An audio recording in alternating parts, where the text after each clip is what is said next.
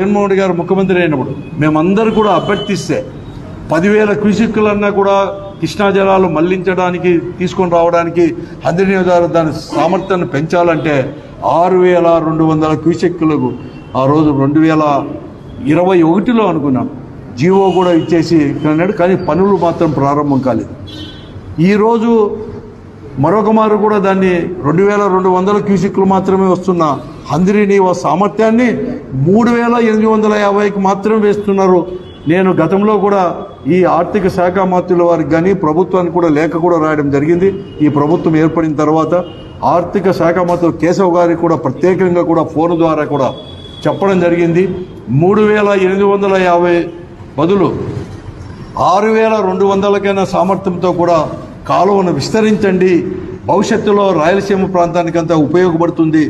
కేవలం 3,850తోనే ఉంటే అక్కడ పోలవరం ప్రాజెక్ట్ అయిన తర్వాత మనకు నీరు తీసుకొని రావాలనే కాదు. కాబట్టి ఒకటే పారే 6,200తో అయినా కూడా దాని సామర్థ్యాన్ని విస్తరించండి అంటే దానికి కూడా లేకుండా ఈరోజు మళ్ళీ కూడా 3,850కి మాత్రమే విస్తరించాలని చెప్పి ఒక నిర్ణయాన్ని కూడా తీసుకొని ముందుకు పోయి అది కూడా పూర్తి కేటాయింపులు జరగలేదు ఈ బడ్జెట్లో. కేవలం అరకొర బడ్జెట్లో మాత్రం కేవలం 480 కోట్లు మాత్రమే ఈరోజు కూడా తీసుకొని రావడం కూడా జరిగింది. ఇలాగ అనేక రకాల ఈరోజు ఈ రాయలసీమకి అనేది కూడా తీవ్రమైన అన్యాయం జరుగుతుంది.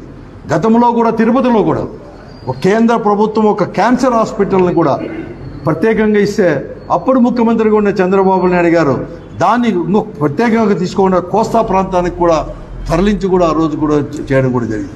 ఇలాగ ప్రతి ఒక్క నుంచి కూడా రాయలసీమకి అనేది కూడా పెద్ద ఎత్తున కూడా చంద్రబాబు నాయుడు గారు ముఖ్యమంత్రి అయినప్పుడు ద్రోహం కూడా చేస్తూ ఉంది.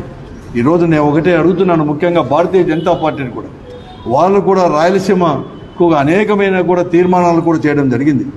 మరీ ముఖ్యంగా ఈరోజు పార్లమెంటు సభ్యురాలు అలాగే బీజేపీ రాష్ట్ర అధ్యక్షురాలైనటువంటి పురంధేశ్వరి నాయకత్వంలో కూడా కర్నూలులో కూడా ఒక తీర్మానం కూడా పెద్ద సమావేశం ఏర్పాటు చేసి హైకోర్టు కర్నూలుకు రావాలని చెప్పి కూడా తీర్మానం జరిగింది. ఈరోజు భాగస్వామ్యంగా ఉన్నారు భారతీయ జనతా పార్టీ కూడా ఇక్కడ రాష్ట్రంలో కూడా.